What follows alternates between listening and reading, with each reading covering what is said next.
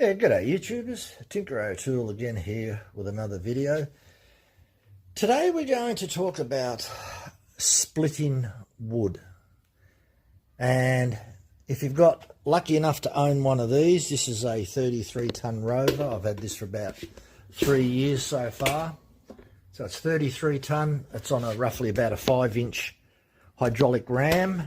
Ram travels up to about around 600 mil. And it's got a 45-degree wedge on it. So I don't want to talk about how good these are, because they do work good, simple as that. What I'd like to talk about is the angles that are on the handheld splitting axes or the handheld splitting mauls.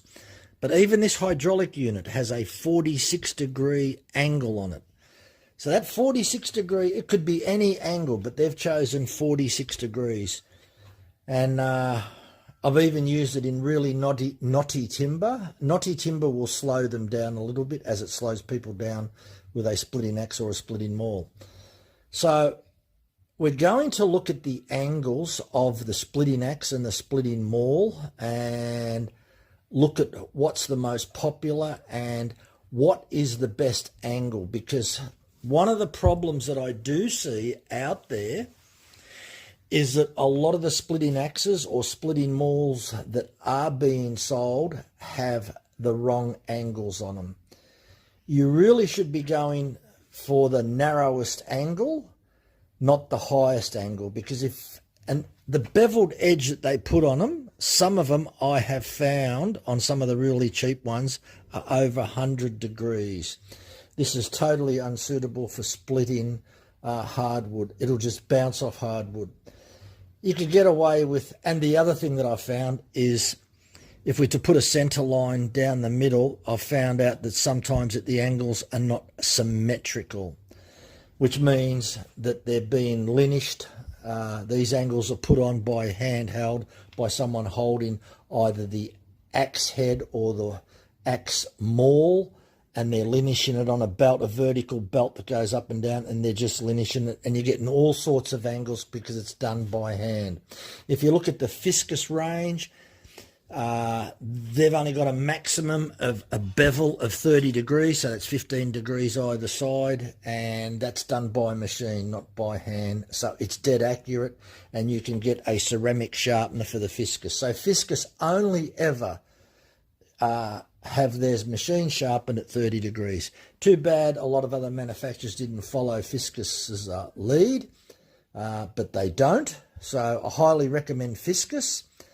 And there's many other brands out there that Ox and Cough. Unfortunately, I bought an Ox and Cough, and it had like a 60-degree beveled angle on it. I had to reprofile that and get that down to just below 40 degrees. So I generally like about 35 degrees beveled angle on there. That seems to work good for me in hardwood.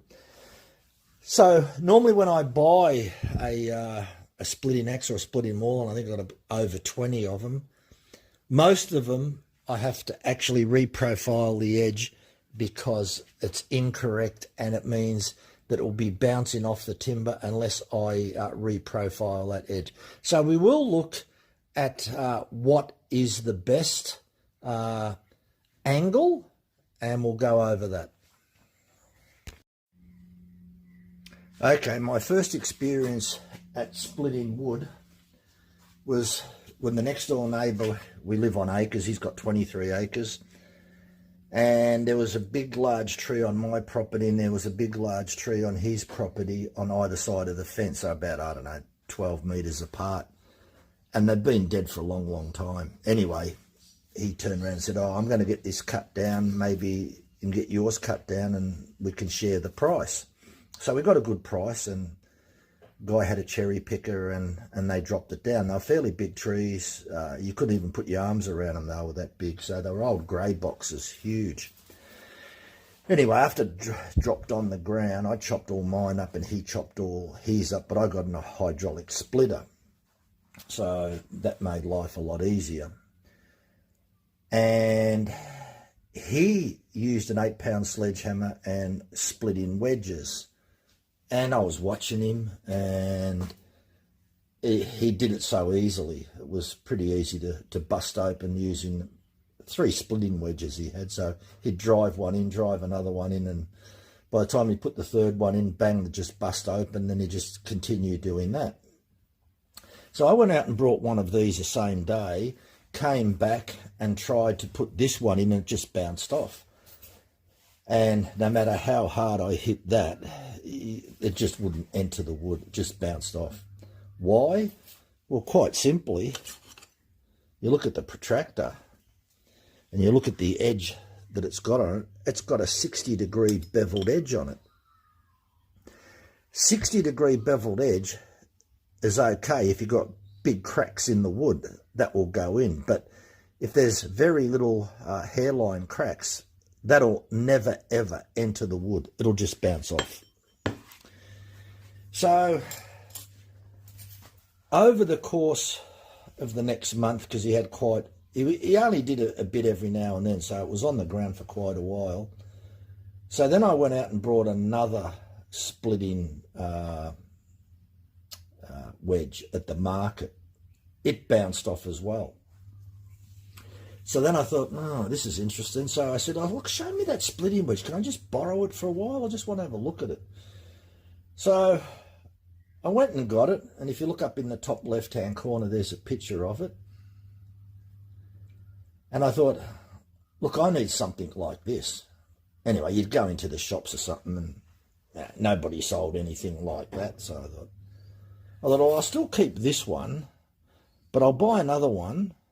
And if you have a look, it's a number 3, Cyclone number 3. And this is about 60 millimetres in width. So what I did was cut the edges off this and make it 40 millimetres in width. And I also ground off the 60-degree bevel and had it come into a fairly sharp point like that. Now this, you can take your small little sledgehammer and just knock it in to the timber, then take your big sledgehammer and bust it up. So this works good. So then I realised from that point that if you wanted to split hard timber, you needed a really good edge, the right geometry. Anything that has that on the end is going to bounce off. And unfortunately, and I'll show you, there's a lot of splitting mauls that have exactly that on the edge of them. And that's the problem. Now, Cyclone do sell a splitting maul. There's a picture of it in the top left-hand corner. But it's actually comes to a reasonably good sharp point from the beginning. So the funny thing is, why on earth the engineer that sort of come up with that obviously has never used one, because if you did, you'd know that you need to make them like that. If you want to penetrate into freshly cut timber, or this will enter timber that has a fairly large crack in it, but this will not split or enter timber that's got tight grain without no cracks. You will not drive that in with a hammer. It'll bounce off. And I've got a piece of wood, and I can show that to you. I'll show that to you, where repeated hitting of iron bark, all as it does is leave a dent in the timber. That's all it does. So I'm going to show you that next. Okay, so you've seen the splitting wedge, the real thin one that I showed that I borrowed off my neighbour. And that worked really good. It was only about 10 degrees angle on the side here. It was only about 10 degrees. So very, very narrow angle there. So I wanted to show you this piece of timber. You see these marks in there that was left by the splitting maul. This piece of timber was approximately 15 inches in diameter. And I went out and brought this 8-pound maul on it. Now you can see where this metal is all shiny here. I had to take an angle grinder to it. because if you look in the top left-hand corner, that is the angle that was on the Maul when I purchased it. And that's the marks that it left when you hit the timber. This timber, as I said, was about 15 inches in diameter. I hit it about 10 times, and that's the only marks that it left. If you have a look, that'll fit in there exactly the same. So what I did, and if you have a look at that angle now, I got a 9-inch angle grinder, and that's what it looks like. Big difference to the top left-hand corner. So if we compare the both of them, big difference. Then after I got it to that angle, it just split that timber without any problem whatsoever. Now, I'm not saying that if you go out and get an angle grinder and you grind an angle of 30 degrees, that it's going to split every timber and never bounce. No, that's not true. But what it is going to do is minimize the amount of bounces that it will do. So in other words, when I was using it on this, I hit it 10, 12 times and it didn't split the timber open. Whereas after I ground it down to about 30-degree angle, I only have to hit it 2, 3 times and it starts to split it open. That is the difference. Now, I've watched hundreds of videos on YouTube, seeing guys, big muscly guys, swinging it, and then I'm thinking, in the hundreds of videos that I've ever watched, not one person ever talks about the angle of the beveled edge that's on there. And only if they'd realise, if they had the right angle, how much easier that timber would split. So in the next video, in the next part of this video, I should say, is that I'm going to show you I've got about 18 splitting axes. I'm not going to show you the whole lot of them, but I'll show you the ones, and even the good brand ones, 2 brands that are factory ground to the right angle, and I'll show you another 2 good brands that didn't have the right angle and I had to regrind them. And after regrinding, they don't do so. All before regrinding, they'll do this. They'll put a deep V shape in the wood, and after reprofiling to about 30 degrees or 45 degrees, it depends on how much metal I took off. I don't want to take too much metal off the block splitter. If possible, I want to take minimal metal off, but I still like to aim for around 30 to 40 degrees if possible on there. So we're going to show you next the Fiscus, which is factory ground edge of 30 degrees, and the S-wing that has a factory ground edge of 38 degrees, and we'll have a look at that. Okay, so you heard me before talking about try and get your, I was throwing around 30 degrees and 45 degrees angles. Now, sometimes you can't get a 30-degree angle on a Maul. Splitting axe is much thinner, and generally you can get a 30-degree angle on a splitting axe. But you generally won't be able to get it on a splitting Maul unless it's of special design. I have seen some with a special design. I've also seen some that have this sort of like rounded angle. I'm not a big fan of this. I prefer the point. I just don't believe that goes in the timber as good. So between our splitting axe and our splitting Maul, the main difference is weight. Weight makes a major impact on splitting the wood, but the angles are different. So one of the most popular splitting axes on the market would be from Fiscus. So this is a Fiscus X27, 2.4 kilo, has a wedged angle of 25 degrees. So we'll just see whether we can zoom out here and show you that.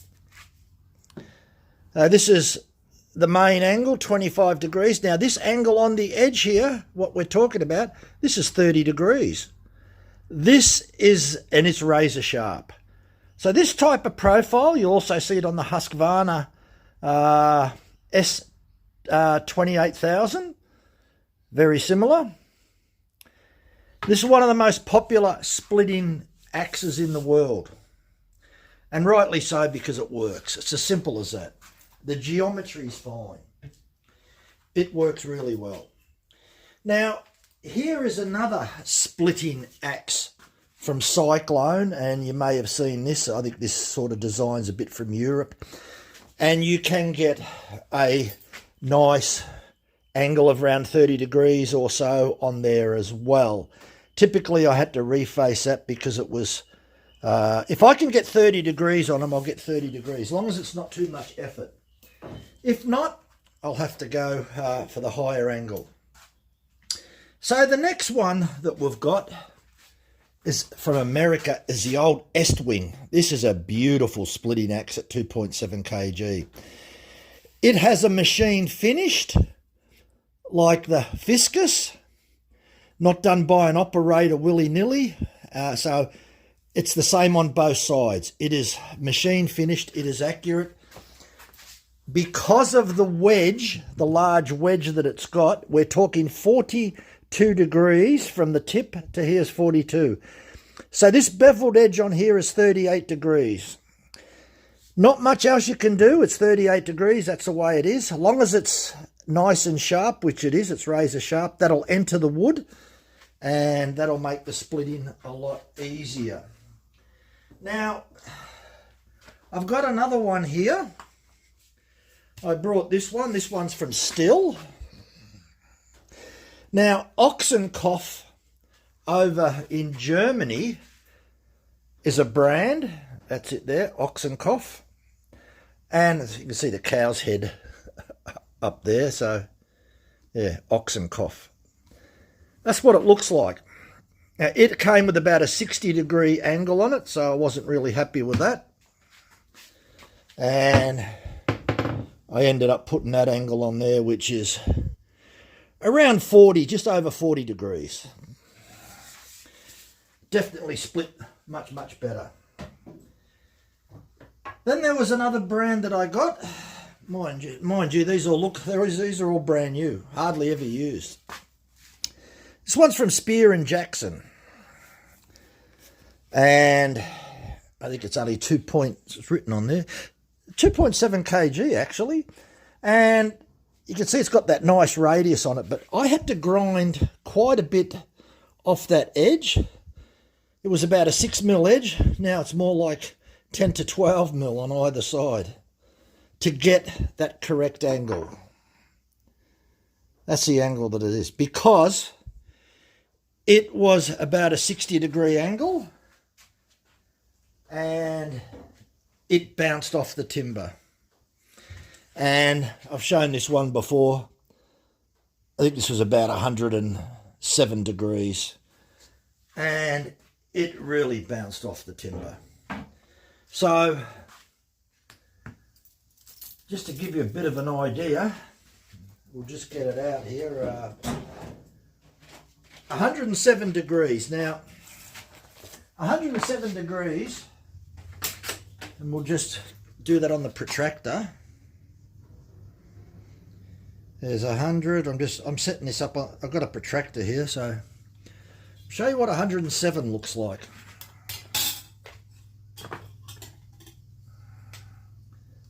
That, my friends, is 107 degrees.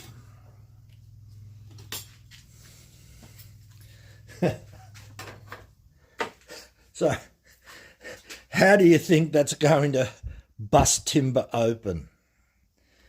Purely, now mind you, that came from China. So obviously the engineers had absolutely no idea what they were doing. And this particular brand here, that's the brand here, look, made in China. Block splitter, 8 pound, 3.6 kilo striker, made in China. And that had 107 degrees on it.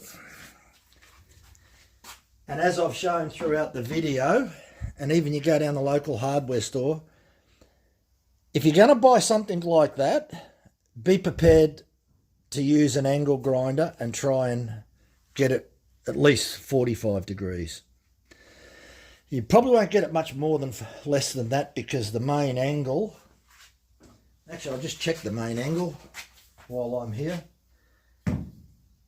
So I think the problem is a lot of these splitters over in Europe, where they've got much softer timber,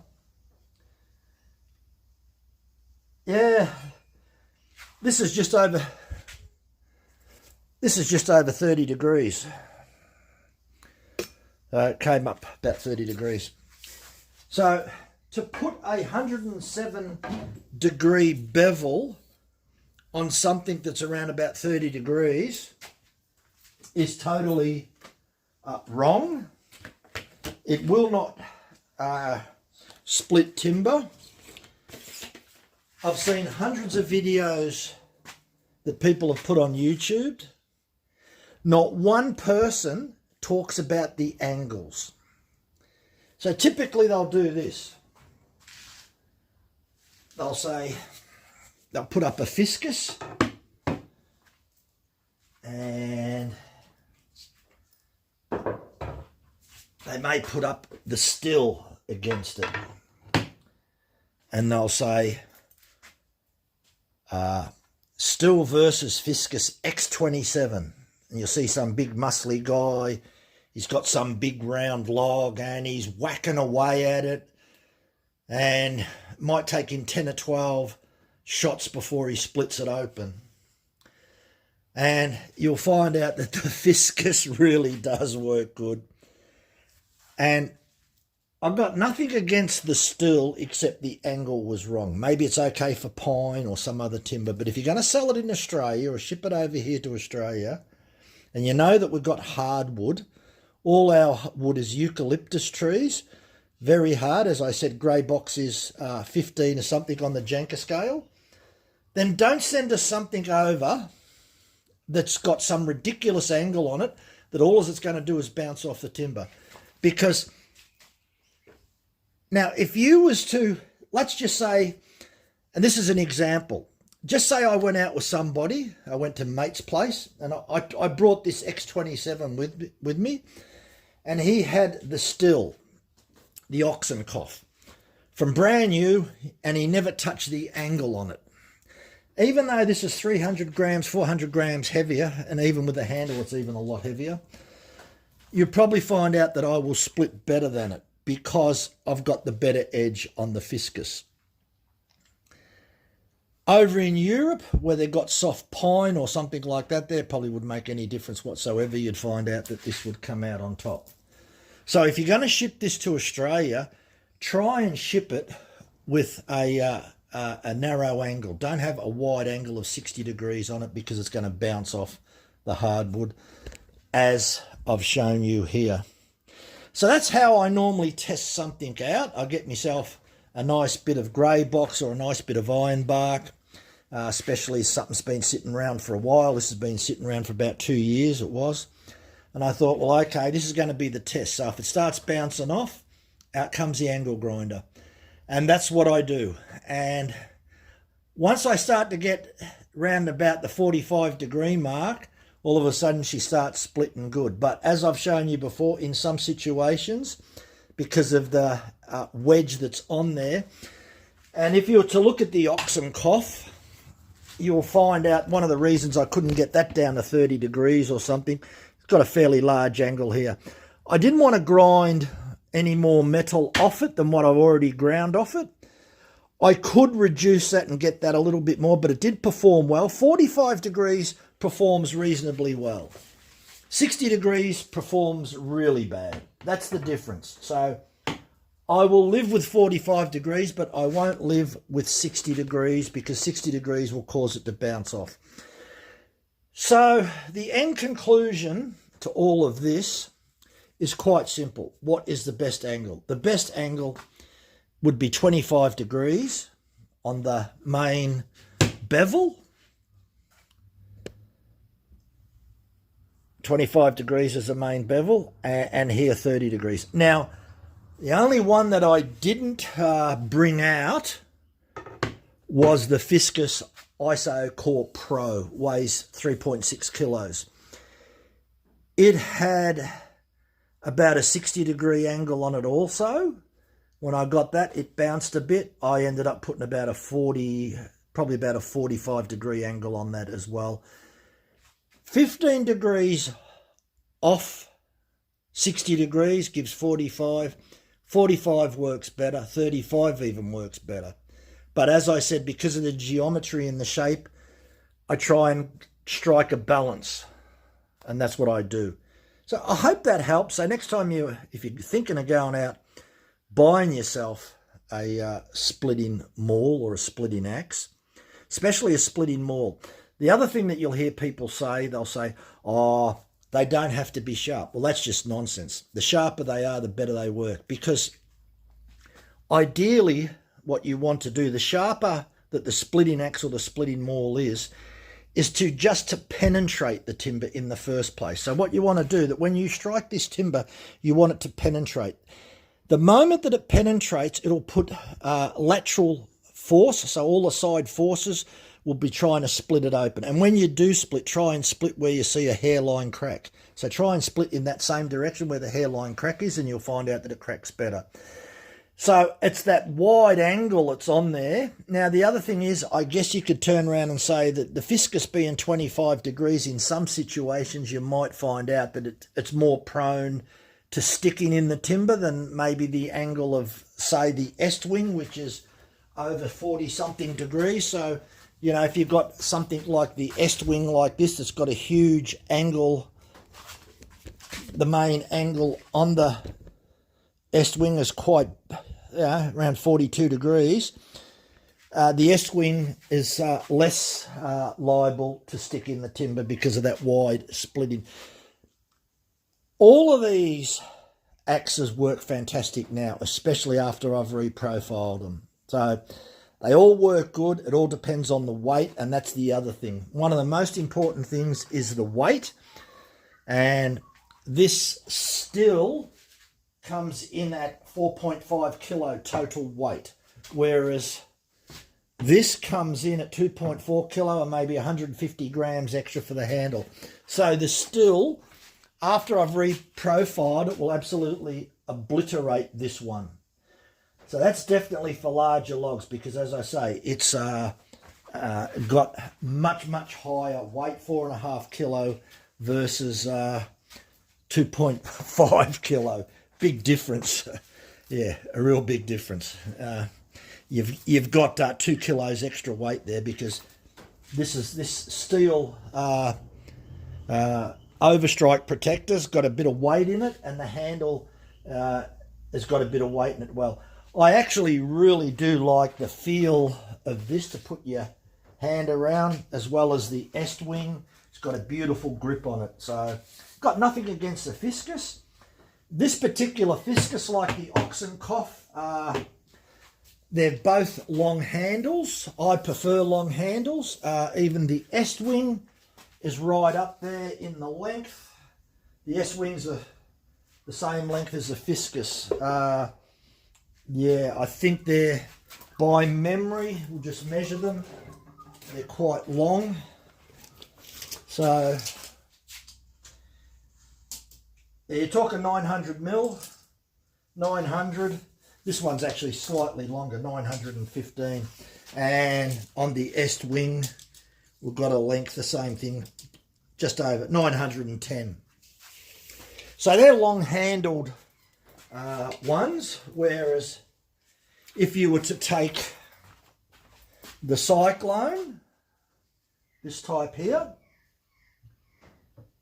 it is a little bit smaller. It comes in at a length of 800. So it's 100 millimeter shorter. I think you can see that there. 100 mil shorter. I actually like this one. It's only 2 kilos. It's only 2 kilos, and they call it 2 kg super splitter. Now, I did say to you that I've got about 18 of these, which is correct. And maybe you'll ask me, which one is your favourite? Well, look, very, very difficult to pick. Really difficult. I guess I have to pick three. I can't pick two. I've got to say three. And these are my three favourites. The Still, the Fiscus, and the X-Wing. So Fiscus X27. The East Wing is 2. Now this S-Wing's got a total weight of, what it's written on here, 4.1 kilo. So we've got 4.5 for the Ox and Cough Still.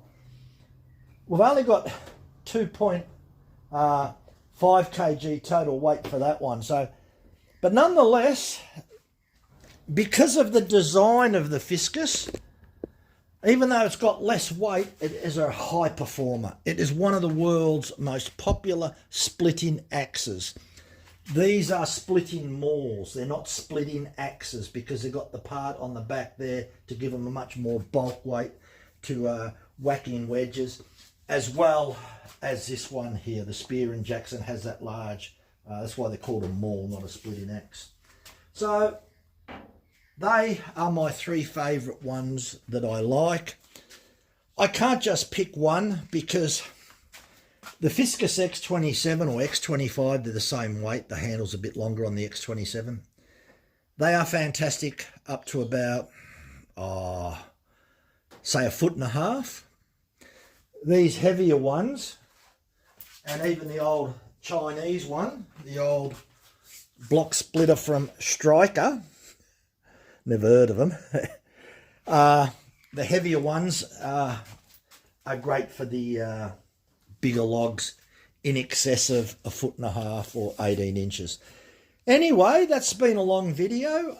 So hopefully next time you go out and buy a splitting axe, you've got some options there, and hopefully you may watch the video and try and work out what's good for you. Thanks for watching. Bye for now.